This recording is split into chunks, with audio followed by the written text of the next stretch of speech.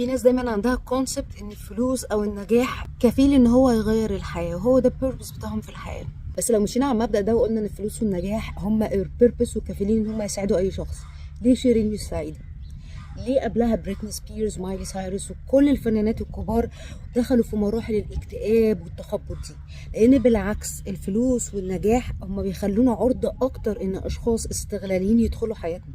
فلو انا كهيومن ما كنتش اشتغلت على وضعي النفسي وصدمات الطفولة وتعالجت منها وظبطت افكاري اللي ليها تأثير كبير على الطريقة اللي بتصرف بيها، اللي هيحصل ان دي هتبقى فرصه اكبر للتخبط. علشان كده بقول لكم انفستوا في نفسكم يا جماعه، بدل انت عارفه ان انت دايما عندك مشكله في العلاقات، عندك مشكله دايما في الشغل، عندك مشكله مع الاصدقاء، ده معناه ان انا كهيومن مريت بشويه حاجات عملت لي لخبطه، محتاج ان انا ارجع لحد بروفيشنال يساعدني ازاي اتعامل معايا علشان اقدر اكبر. يوم ما اكبر واعمل الفلوس والتايتل وكل الحاجات دي ما تبقاش سبب نقمه في حياتي، بالعكس